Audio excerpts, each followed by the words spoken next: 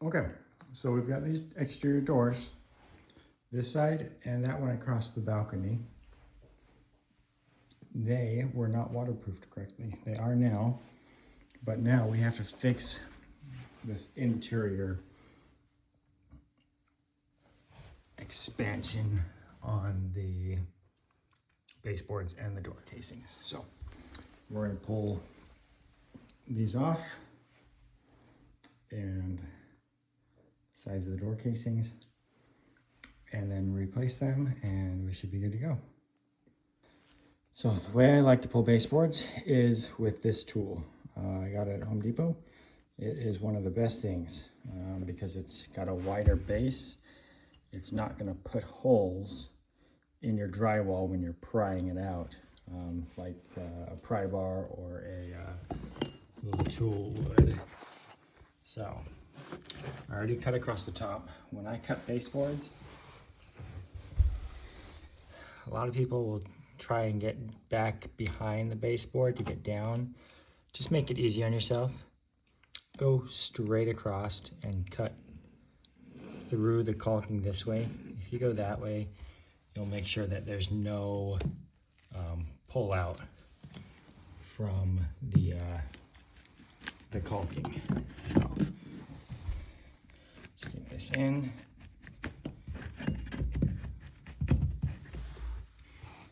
And then if you do get a little spot, just trim that up.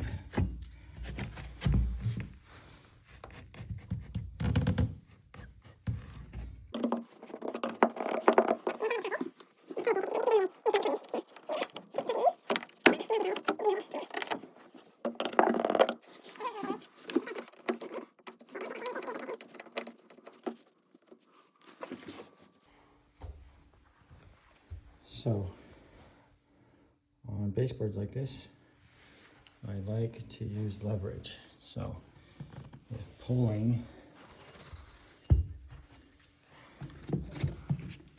I'll get one side loose.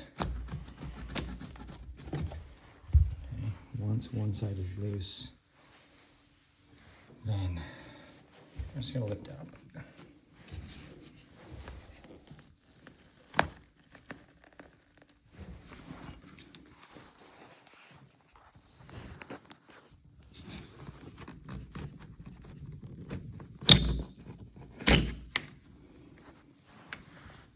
So if I lift straight up,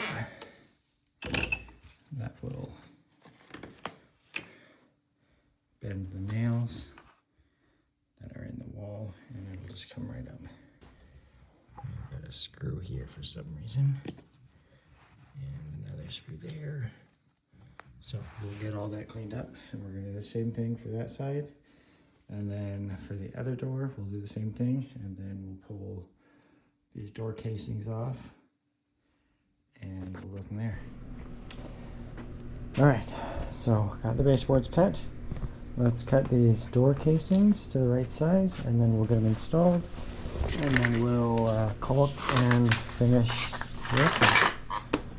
So I already cut the mitered top edge of both sides of the door. So now we're just going to take a measurement from this point down, and they are all 99 3/8. So 99 and 3/8 there. 99 and 3/8 there.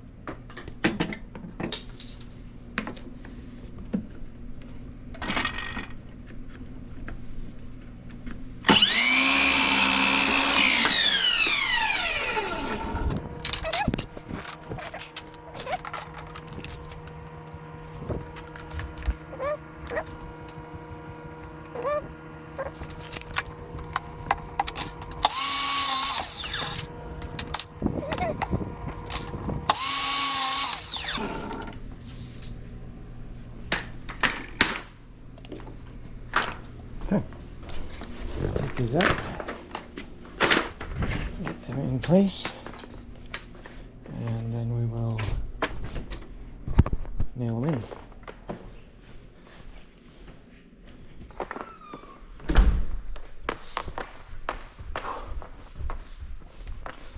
I'm tired walking up and down these stairs.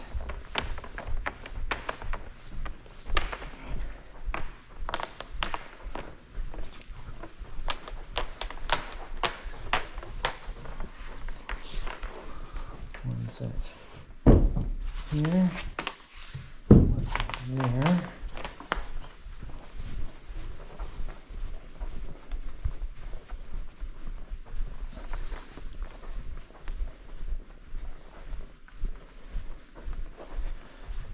And we'll start on this one because I've already got the ladder in here. I've taken off all the nails.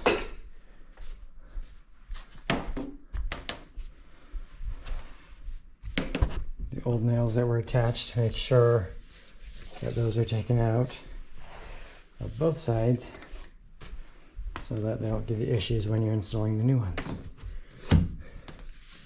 So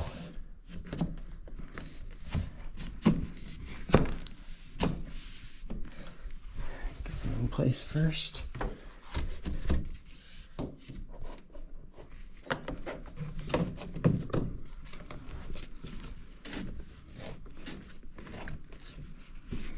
Holds it there, which is kind of nice. Okay, so got my nail gun. I'm going to start at the top because even if it's a little short at the bottom compresses the carpet, and so it doesn't have to be perfect because it's going to be hidden in the carpet. So I want this part to look perfect though.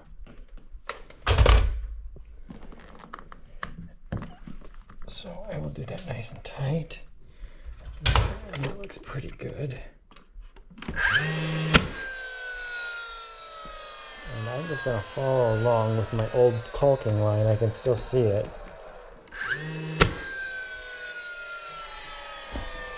So I'll follow along this line and it'll be in the same place as it was before. And it's a good rule of thumb. So you'll have behind here, you've got your drywall, but behind that, you should have a wood stud. And that's what your door frame is connected to. So what you want to do when you're installing trim is you want to connect your trim to the stud that is in the wall, the framing that's in the wall, and you also want to connect to the door frame itself. So that's why I'm putting it on, or nails on one side to connect to the framing of the wall, and this side to connect to the framing of the door, and that will hold it in place too. So I'll just work my way down on both sides, going about every 2 feet.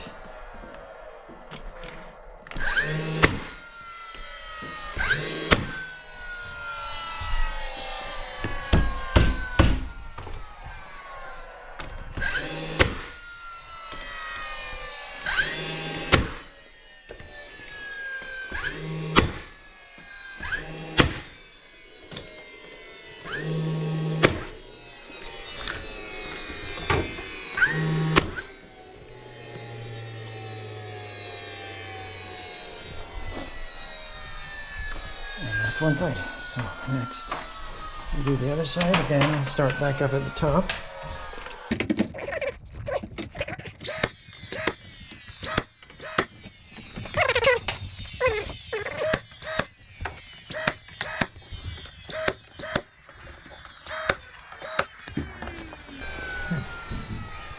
Now, since door casing's on, now we're going to install these baseboards. I've already cut them to the right length, so we're just going to slap them in now.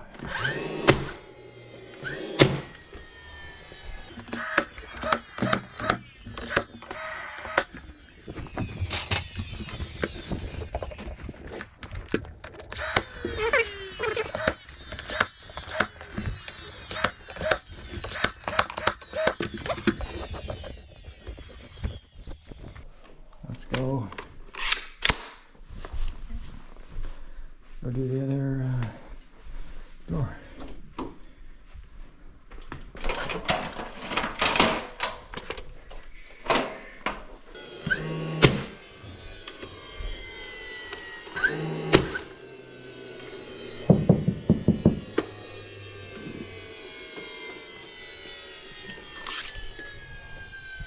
We're out of nails.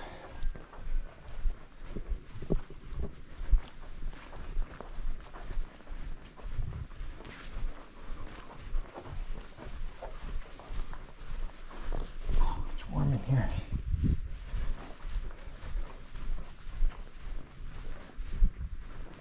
We got some storms supposed to come in this week, so hopefully we get some good rain. We haven't had a whole lot of rain in Arizona the past couple of years.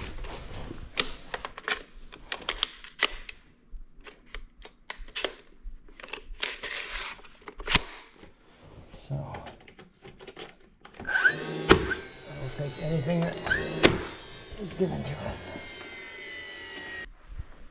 And then we have one more thing to I had to replace this baseboard too.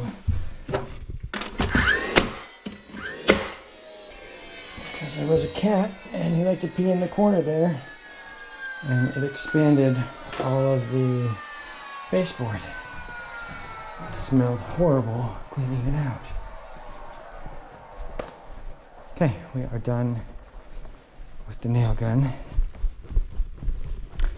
Now it's time to caulk and clean up the edges.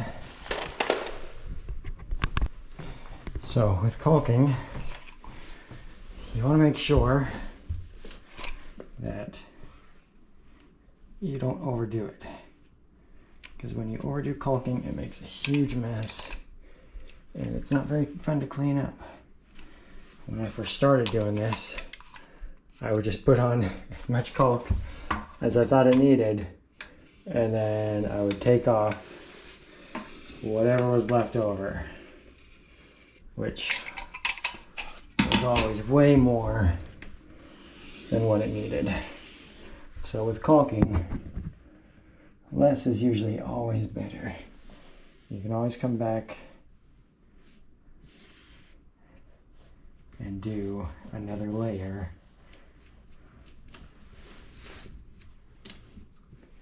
But it makes it a hassle to have to clean up.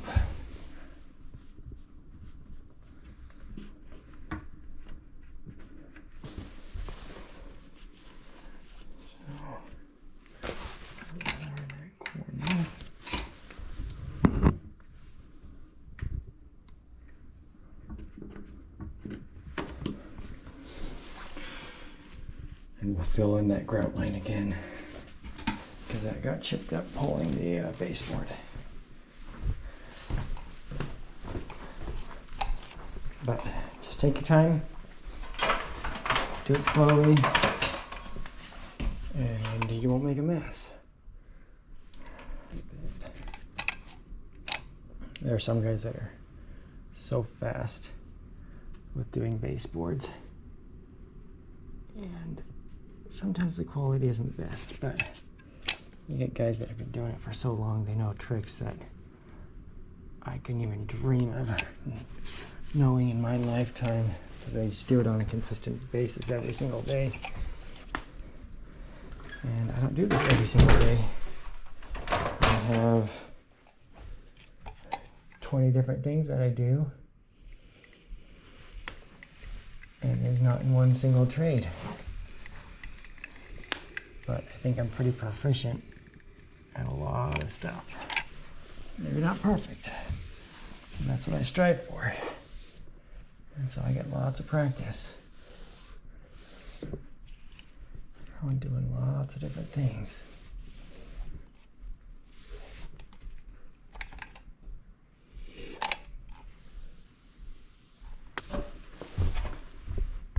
And there we go. All caulked, ready for paint whenever they decide to paint the house.